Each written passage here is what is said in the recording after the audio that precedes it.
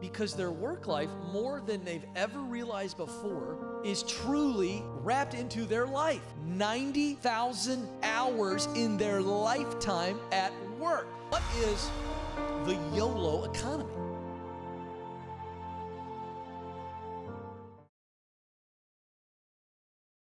आज हम बात करेंगे योलो इकोनॉमी की। अब आप बोलेंगे योलो क्या है भैया, अभी तक तो इकोनॉमी की बात कर रहे थे, जीडीपी की बात कर रहे थे, इनोवेशन की बात कर रहे थे, नई टर्म क्या है? तो भैया मुझे भी तो अपनी दुकान चलानी है ना, यूट्यूब पे वीडियो चलाने पड़ेंगे ना, कुछ तो नया लाना पड़ेगा, नहीं तो आप तो कल को बोरिंग हो जाओगे। तो let's talk about YOLO economy. YOLO stands for you only live once, मतलब आप एक ही बार जिंदा, एक ही जीवन है ना, आपको जो जीना है बस उसके पीछे इकोनॉमी लगानी। अब योलो है तो ये युवाओं से प्रेरित होगी, यूथ से। आप ज्यादा टेंशन हो तो बड़े इजीली आपको एक्सप्लेन कर ये योलो इकोनॉमी होती क्या है। तो ये टर्म कहां से आई, पहले तो हम इस पे बात करते हैं। सो न्यूयॉर्क टाइम्स यूएस का एक बहुत फेमस न्यूज़पेपर है, उसने एक टर्म दी थी कुछ सालों पहले जब से इंटरनेट की क्रांति आई है योलो इकोनॉमी की।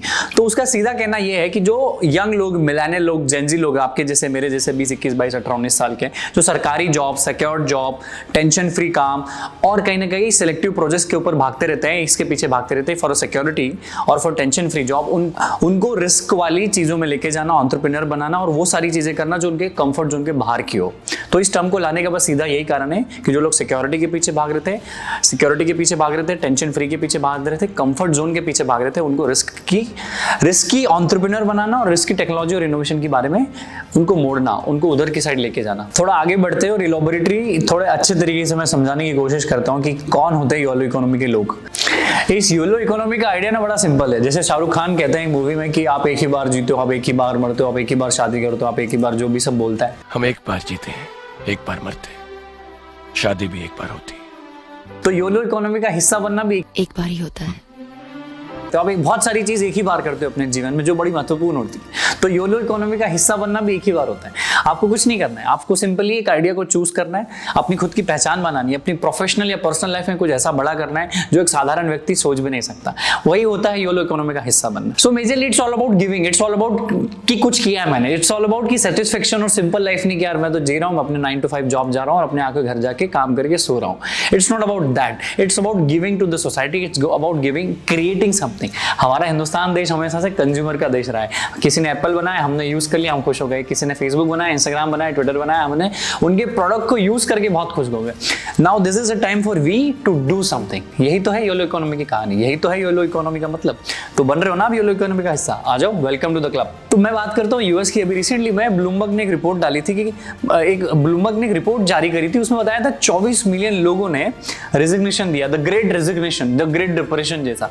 अभी आपको पता ही है फर्स्ट और सेकंड वेव में बहुत सारे लोगों ने अपनी जॉब खोया, बट स्टिल उनकी सैलरी कम हो गई थी, उनको प्रेशर बहुत बढ़ रहा था। कुछ कम लोगों को, जैसे मान लो किसी कंपनी में 100 लोग थे तो वहां पे 80 लोग कर दिए, उनके ऊपर बहुत ज्यादा प्रेशर कर दिया, उनकी सैलरी काट दी गई ताकि वो लगे रहे, वो बने रहे। बट स्टिल उन्होंने रेजिग्नेशन दिया, वो अपनी को कंपनी को छोड़ने गए और उन्होंने डिसाइड किया कि नहीं, हम एंटरप्रेन्योर बनेंगे, हम सेल्फ एम्प्लॉयड बनेंगे, हम सेल्फ रिलायंट बनेंगे, हम खुद का कुछ करेंगे। चाहे 2, 4, 6 महीने, 2, 4 साल हमें स्ट्रगल करना पड़े, हमारे कंफर्ट जोन के बाहर निकलना पड़े, हमें पार्टियां छोड़नी पड़े, इससे अच्छा उदाहरण योलो इकोनॉमी का कहीं नहीं हो सकता। तो वो कहते हैं ना कि आपदा में भी अगर कोई अवसर होता है तो वो ये था कि बहुत सारे लोगों ने जॉब छोड़ी या किसी की छुड़वाई गई, but still they chose to become an entrepreneur. मैंने एक तरफ यूएस की बात करी कि 2.5 करोड़ लोगों ने रेजिग्नेशन दिया, तो अब थोड़ी बात करते हैं चाइना की।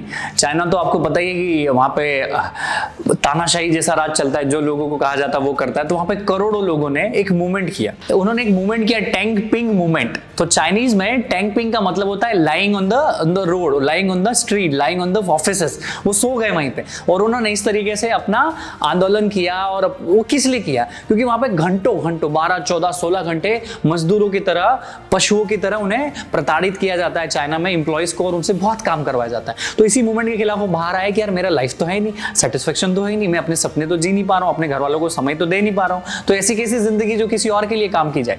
तो ये मूवमेंट इतनी जबरदस्त रही कि कितने सारे लोगों ने कंपनियां छोड़ी, ऑफिसेस छोड़े और अपना खुद का बिजनेस चालू किया चाइना में। तो यूएस और एक तरफ चाइना, आप देख रहे हो कहां पहुंच रही है योलो इकोनॉमी की दुनिया। तो यही जैसे चाइना में हुआ, यूएस में हुआ, सिंगापुर में हुआ, बहुत सारी कंट्रीज, दुनिया की बहुत सारी कंट्रीज में ये चीज हुई, क्योंकि इंटरनेट के आने के बाद सारी चीजें फ्लैटन हो गई है। हर किसी के पास एक्सेस है इंटरनेट की वजह से, गूगल सर्चेस है, इतनी सारी न्यूज़ेस है, इतनी सारी इंफॉर्मेशन आती है कि कोई भी आदमी आज ये नहीं कह सकता कि उसके पास कोई एक्सक्यूज है, या वो ऐसा नहीं बोल सकता यार मुझे तो पता ही नहीं था, अरे मुझे तो पता ही नहीं था, मुझे तो किसी ने बताया नहीं। तो यहाँ पे इंडिया कैसे पीछे रह सकता? आपने देखा ही होगा पिछले 7-8 सालों में इंडिया की ग्रोथ, इंडिया के लोग, इंडिया के लोगों की बातें, इंडिया के यूथ की बातें और इंडिया के लोगों के यूथ के डिसीजन, वो खुद सेल्फ एम्प्लॉयड बनना चाहते हैं।